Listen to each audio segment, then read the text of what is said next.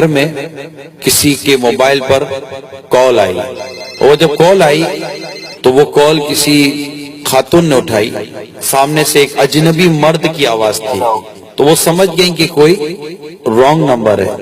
اس خاتون نے آواز سنتے ہی کہہ دیا کہ سوری یہ رانگ نمبر ہے، اور فون بند کر دیا۔ جس نے کال کی تھی وہ سمجھ گیا کہ یہ تو کوئی لڑکی کی آواز ہے، اس نے اس نمبر کو محفوظ کر لیا۔ اب وہ کال پر کال کرے، فون نہ اٹھے، کیونکہ وہ عورت سمجھ گئی تھی کہ یہ کوئی رانگ نمبر تھا، میں نہیں اٹھاتی فون۔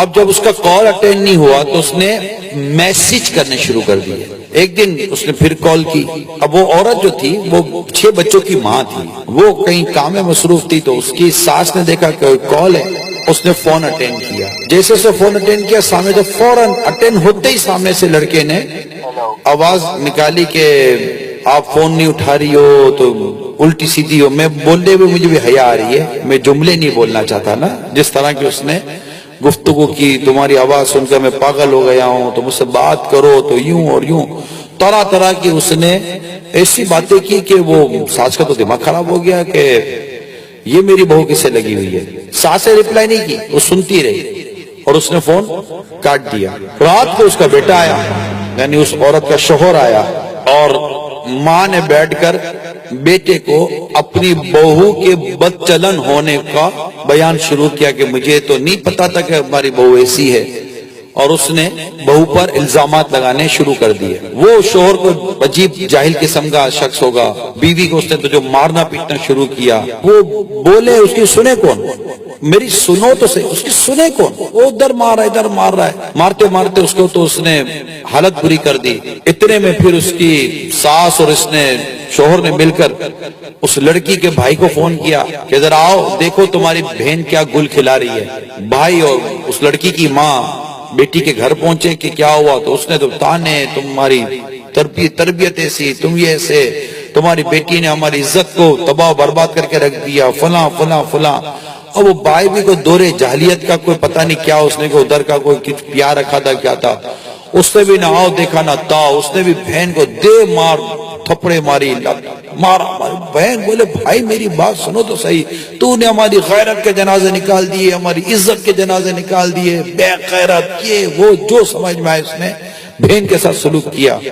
پھر اس کو موبائل دیا گیا، دیکھو موبائل تمہاری بہن نے کیسے کیسے میسج کر رہا ہے وہ لڑکا تمہاری بہن کو، کیسے تعلقات بنا کر رکھے ہیں۔ اور وہ اس نے جب موبائل دیکھا تو اور بھائی کا دماغ خراب ہو گیا، اس سے نکالی گن اور 4 گولیاں اپنی بہن کو، وہی بہن انتقال۔ اب اس لڑکی کے جس عورت پر الزام لگا تھا، جو اس کا دوسرا بھائی تھا، اس بھائی اور بھابھی کو جب پتا چلا کہ یہ ہو گیا، تو انہوں نے اس پورے گھر کے خلاف ایف آئی آر کٹوا دی، ساس کے خلاف، شوہر کے خلاف، بھائی کے خلاف، سب کے خلاف ایف آئی آر کٹوا دی۔ اب پولیس کی تفتیش شروع ہوئی۔ جب پولیس کی تفتیش شروع ہوئی تو پولیس نے وہ سارا موبائل ڈیٹا نکالا کہ جس سے یہ کال آ رہی تھی۔